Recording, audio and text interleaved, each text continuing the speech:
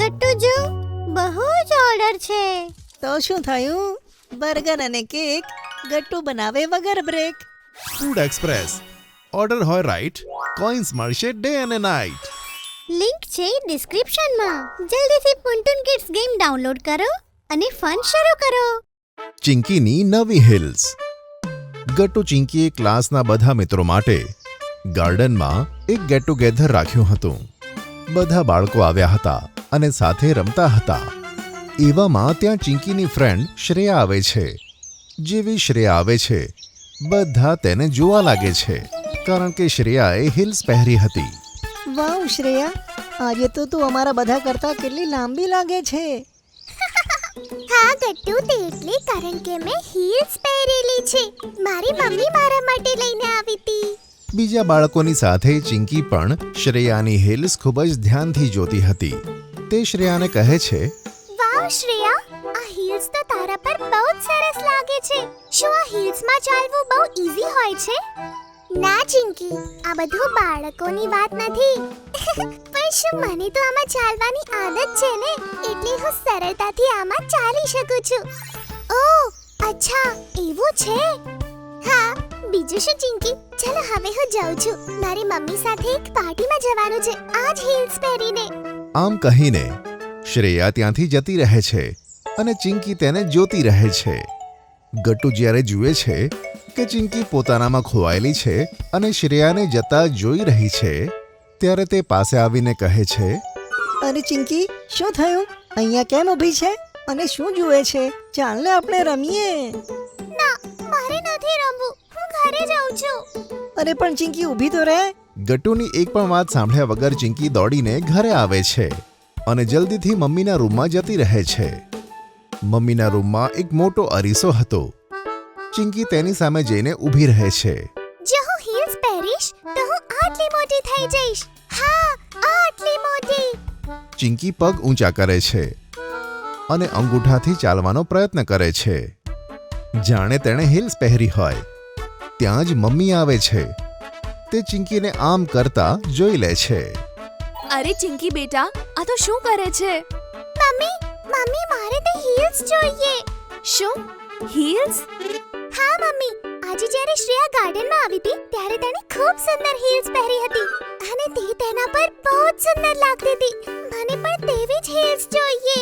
અરે પણ બેટા, હીલ્સમાં ચાલવું ઈઝી નથી હોતું. તું પડી પણ શકે છે અને જો તું પડી ગઈ તો તને બહુ વાગશે. ના મમ્મી, હું હીલ્સમાં ચાલવાની બહુ જ પ્રેક્ટિસ કરીશ જેથી હું ના પડું. પણ પ્લીઝ પ્લીઝ તમે મને હીલ્સ અપાવો ને. જ્યારે મમ્મી જુએ છે કે ચિંકીએ જીદ પકડી છે અને તે હિલ્સ લીધા વગર નહીં માને, તો તે કહે છે, સારું, ચલ ઠીક છે, આપણે હમણાં માર્કેટ જઈએ છીએ. એમ પણ મને માર્કેટમાં થોડું કામ હતું અને સાથે આપણે તારા માટે હિલ્સ પણ જોઈ લઈશું. શું સાચે? યે, thank you mummy. Mummy Chinki સાથે એક સ્ટોરમાં જાય છે જ્યાં જાત જાતના સેન્ડલ્સ, શૂઝ અને હિલ્સ રાખેલા હતા. ચિંકી તેના માટે હિલ્સ જોવા લાગે છે. વાવ મમ્મી, અહીંયા તો હિલ્સની કેટલી બધી વેરાયટીઝ છે. મને તો આ બધી ખૂબ ખૂબ સુંદર લાગે છે. હા ચિંકી બેટા, અચ્છા ચલ જલ્દી તું કોઈ એક હીલ સિલેક્ટ કરી લે. તેમાં સરસ રીતે ચાલવાનું શીખી જજે. પછી જ્યારે તું મોટી થઈશ ત્યારે તને બહુ જ બધી હીલ્સ અપાવીશ. ઓકે મમ્મી, તો મને બહુ જ મજા આવશે. ચિંકી દુકાનમાં રાખેલી બધી હિલ્સને ધ્યાનથી જુએ છે. ફાઇનલી તેને એક હિલ્સ પસંદ આવે છે.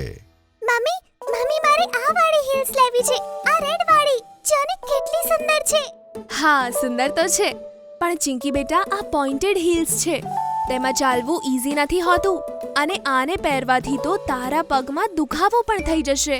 પણ ચિંકી તે હિલ્સ લેવા માટે ખૂબ જ જીદ કરે છે અને છેલ્લે મમ્મીને તે હિલ્સ લેવી જ પડે છે.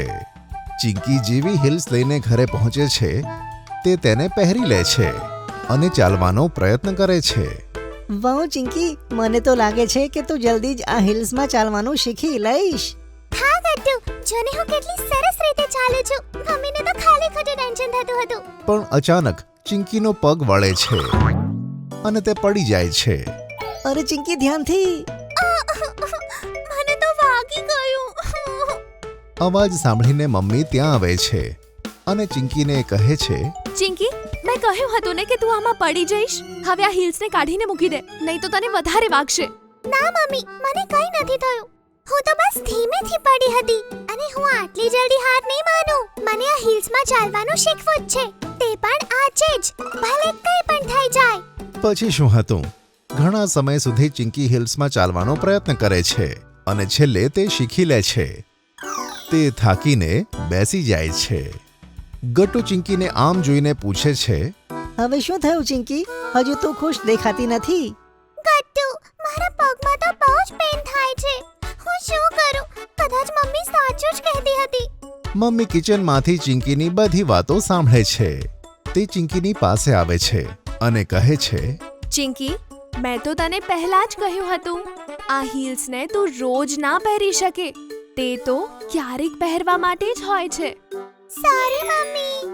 ચિંકી, તે માર્કેટમાં પણ હીલ્સ માટે જીદ કરી.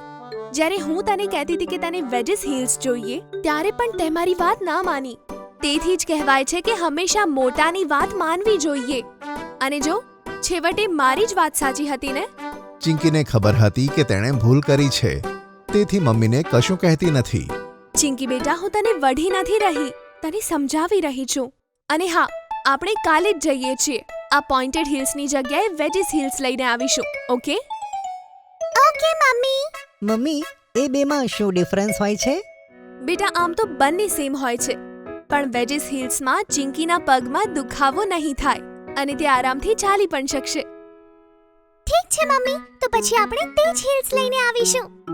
બીજા દિવસે ચિંકી અને મમ્મી માર્કેટ જઈને ચિંકી માટે વેજર્સ હિલ્સ ખરીદે છે અને આ વખતે ચિંકીને હિલ્સમાં ચાલવામાં તકલીફ પણ નથી પડતી. ચિંકી ન્યૂ હિલ્સ પહેરીને તેના મિત્રોને પણ બતાવવા જાય છે અને બધા મિત્રો તેના ખૂબ જ વખાણ કરે છે.